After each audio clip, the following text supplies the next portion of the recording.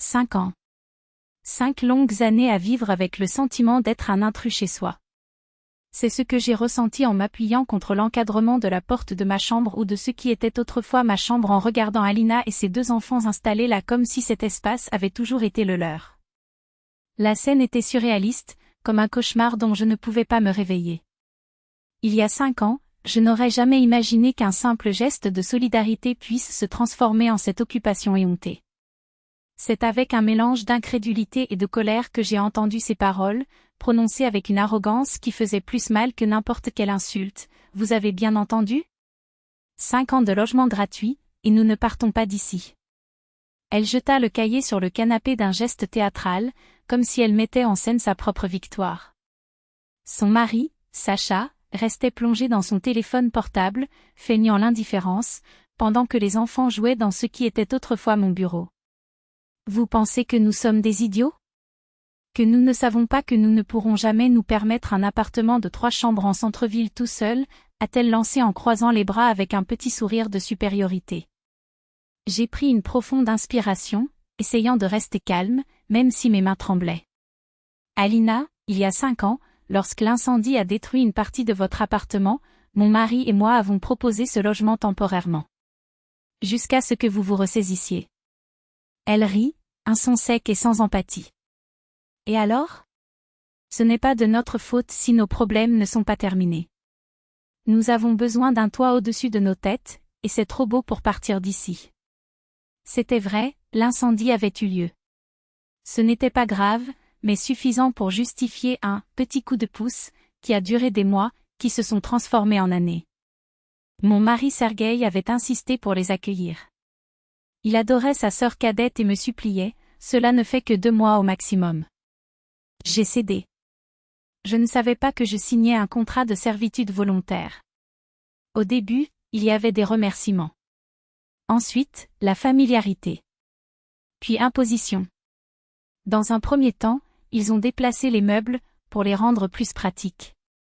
Puis, mes affaires ont commencé à disparaître, c'était vieux, je les jetais. 6 mois plus tard, j'avais déjà été expulsée de ma propre chambre, les enfants ont besoin d'espace. Sergueï répétait comme un mantra, c'est seulement jusqu'à ce qu'ils reprennent leur vie en main. 2 ans. 3. 4. J'ai ravalé la frustration, payé les factures seule, nourri les enfants, supporté les bagarres et les dégâts. Jusqu'à ce que Sergueï meure dans un accident de voiture. Et c'est alors que le masque tomba définitivement. Alina n'avait plus besoin de faire semblant d'être reconnaissante. Pour elle, j'étais juste un étranger occupant l'espace familial de son frère. Sortez d'ici, mendiant. Il y a 6 mois, j'ai fini de régler l'héritage. Cette maison m'appartient de par la loi. Sergueï n'est plus là et tu as 3 mois pour faire tes valises et partir, ai-je déclaré de la voix la plus ferme que je pouvais rassembler. Elle s'avança vers moi, ses yeux pétillants de haine. Tu vas nous jeter à la rue? On va te traîner dans tous les organismes publics. Sais-tu comment la loi protège les enfants ici? Tu n'as pas le droit de nous expulser. Sacha, levant enfin les yeux de son téléphone portable, ajouta d'un ton menaçant, nos enfants sont inscrits ici. Sans notre autorisation, personne ne nous fera sortir d'ici. Ils s'étaient inscrits. À la maison. Alors que je me remettais d'une opération chirurgicale 2 ans plus tôt, Sergueï m'a rassuré, ce n'est qu'une formalité pour l'école des enfants. Trop faible pour discuter, j'ai accepté. Maintenant, Alina sourit triomphalement, au fait, Sergueï a toujours dit que cette maison avait été achetée avec vos 2 argents. La moitié lui appartient, et, en tant qu'héritier, j'y ai des droits. L'air est sorti de mes poumons. J'ai acheté cet appartement 2 ans avant de rencontrer Sergueï, avec chaque centime économisé grâce à une décennie de travail exténuant de 60 heures par semaine. Il le savait. Mais il est clair que la sœur avait entendu une version différente de l'histoire. Vous n'avez aucun droit sur cette maison, répondis-je doucement. Elle est à moi, achetée avant le mariage, avec mon argent. Les documents le prouvent. Alina s'est moquée, preuve alors. Montrez maintenant. En attendant, nous restons. Enfants inscrits, droit garanti. Nous ne partons pas d'ici. Elle a tapé ma poitrine avec son doigt et quelque chose en moi s'est brisé. Pas de peur, mais de clarté glaciale. Savez-vous combien coûte le loyer aujourd'hui? Continua-t-il d'une voix mielleuse. Nous ne pouvons même pas nous permettre le quart de la valeur de cette maison. Voulez-vous que les enfants souffrent? Voulez-vous nous voir dans la rue? 5 ans. 5 ans à partager mon toit, à payer vos factures, à nourrir vos enfants, à avaler l'impolitesse, le manque de respect et l'ingratitude. 5 années pendant lesquelles je n'ai jamais demandé $1, je n'ai jamais rien facturé. Et la récompense? On m'a traité d'imbécile, de faible, alors qu'elle me riait au nez, nous vivons gratuitement et nous continuerons. Parce que tu as toujours été un lâche et que Sergueï t'a manipulé. Quelque chose en moi s'est assombri et, au même moment, il s'est allumé. D'accord, dit-il avec un calme qui m'a surpris. Restez. Son sourire victorieux s'élargit. C'est vrai, tu comprends enfin. Allons fi. Reste jusqu'à mon retour, ai-je ajouté en sortant mon téléphone portable. Je vais demander des conseils juridiques tout de suite. Mon entreprise a les meilleurs avocats. Vérifions qui, en fait, a le droit d'occuper la propriété d'autrui. Son sourire s'effaça. Tu n'en auras pas le courage. Je le ferai. Et en plus, je rassemblerai toutes les preuves de paiement des factures des 5 dernières années.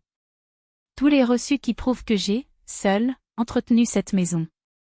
Je prouverai que vous n'avez pas contribué un centime. J'entamerai une procédure d'expulsion forcée. Et si la loi était de votre côté, j'ai fait une pause, regardant la peur commencer à s'installer dans leurs yeux.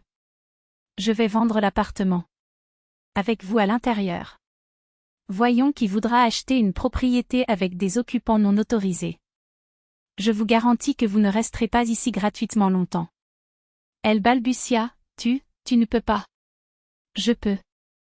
Et sais-tu ce qui m'a empêché de faire ça avant? La mémoire de Sergueï. Il m'a demandé de prendre soin de toi si quelque chose lui arrivait. Mais il ne m'a jamais demandé d'accepter l'humiliation. S'il était vivant pour entendre ce que tu viens de dire, il serait dégoûté. Je la dépassai et me dirigeai vers la porte. 3 mois, répétai-je. Exactement 3 mois. Chaque jour supplémentaire sera un autre jour de bataille juridique. Nous allons vous dénoncer. Cria Alina, désespérée. Allons aux services sociaux et disons-leur que vous maltraitez les enfants. J'ai souri un sourire froid et sans joie. Les caméras que j'ai installées il y a 6 mois adoreront montrer aux services sociaux comment vous parlez de « vivre gratuitement » et refuser de partir. Je pense qu'ils voudront savoir dans quel genre de famille Dimka et Sonia grandissent. Son visage pâlit. 3 mois, répéta-t-il, cette fois sans l'arrogance d'avant. Où nous allons au tribunal. J'ai quitté l'appartement et, seulement dans l'ascenseur, j'ai laissé mon corps s'effondrer contre le mur. Ses mains tremblaient, son cœur battait à tout rompre. Mais pour la première fois depuis des années, j'ai ressenti une étrange légèreté.